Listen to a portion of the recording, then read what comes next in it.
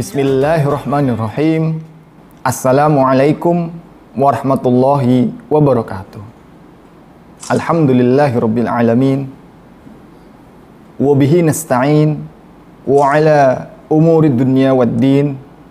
Wassalatu wassalamu ala asyrafil anbiya'i wal mursalin. Sayyidina wa maulana Muhammad sallallahu alaihi wasallam. Amma ba'du.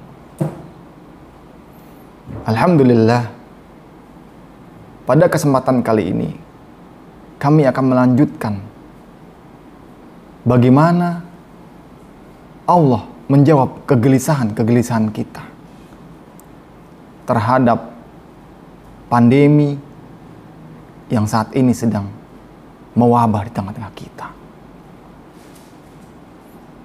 Mungkin di antara kita ada yang muncul pertanyaan. Kami menjadi gelisah, tidak tenang, karena beban berat yang kami hadapi akibat wabah ini. Di Al-Quran surat Ar-Ra'd ayat 28, Allah bilang, orang-orang yang beriman dan hati mereka menjadi tentram dengan mengingat Allah. Ingatlah, hanya dengan mengingat Allah, hati menjadi tentram. Kegelisahan yang kita hadapi, hadapilah dengan zikrullah. Bacalah Al-Quran. Lantunkanlah ayat-ayat Quran, baik itu di tengah-tengah keramaian ataupun sendiri. Insya Allah itulah penawar hati yang paling dahsyat. Mungkin timbul kegelisahan lain dengan pertanyaan, di saat sempit seperti ini, masih adakah jalan keluar bagi kami? Masih adakah pintu rezeki yang untuk menyambung hidup kami, ya Allah?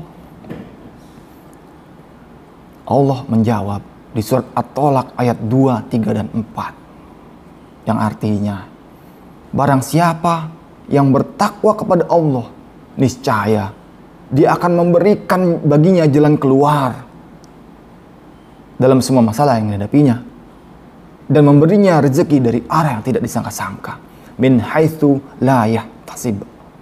Dan begitupun ayat selanjutnya, barang siapa yang bertakwa kepada Allah, niscaya Dia akan menjadikan baginya kemudahan dalam semua urusannya.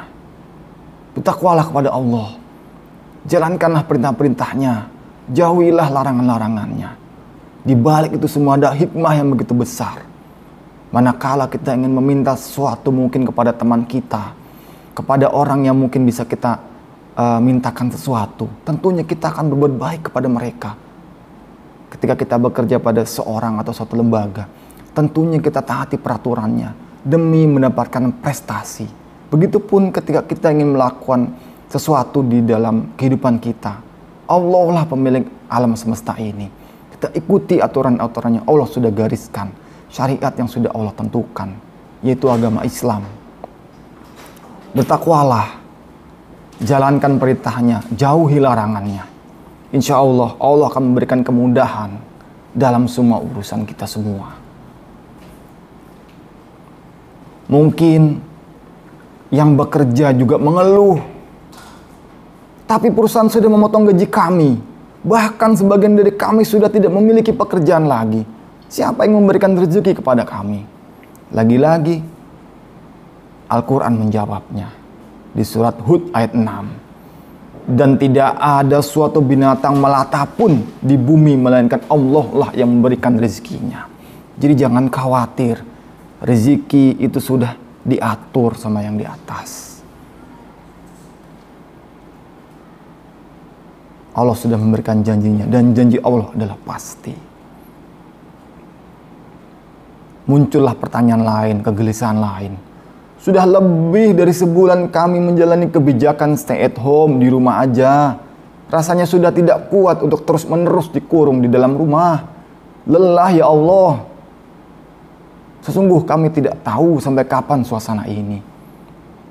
Di surat Ali Imran ayat 200, Allah menjawab, hai orang-orang yang beriman, bersabarlah kamu Dan kuatkanlah kesabaranmu, dan tetaplah bersiap siaga, dan bertakwalah kepada Allah supaya kamu beruntung.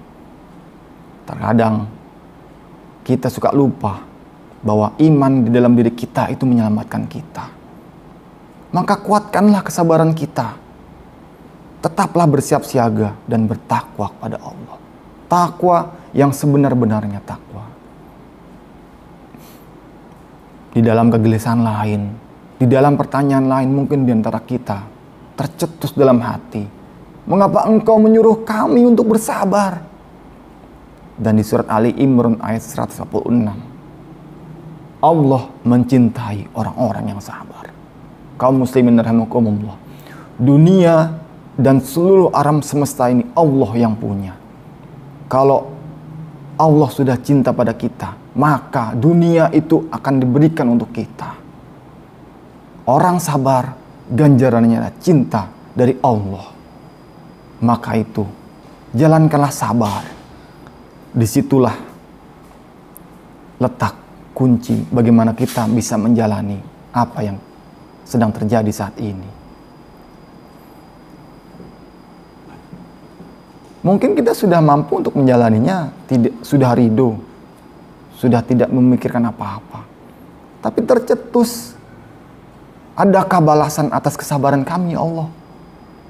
Di surat An-Nahl ayat 96 Allah bilang, sesungguhnya kami akan memberi balasan kepada orang-orang yang sabar dengan pahala yang lebih baik dari apa yang mereka kerjakan.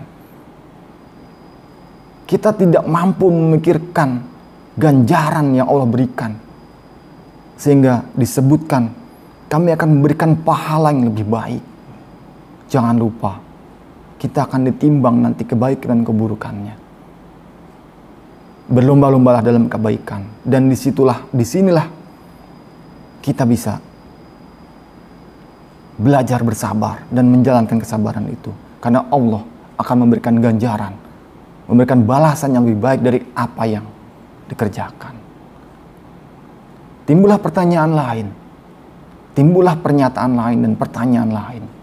Alhamdulillah, seberapa banyakkah pahala yang kau berikan kepada kami? Di surat Az-Zumar ayat 10 Allah bilang, sesungguhnya hanya orang-orang yang bersabarlah yang dicukupkan pahala mereka tanpa batas. Lagi-lagi sabar menjadi kunci.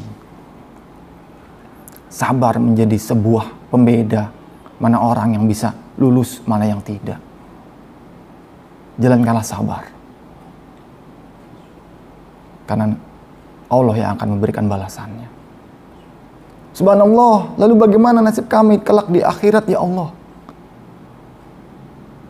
Di surat Ar-Ra'd Allah bilang, sedang para malaikat masuk ke tempat-tempat mereka dari semua pintu surga sambil mengucapkan, selamat untuk kalian atas kesabaran kalian.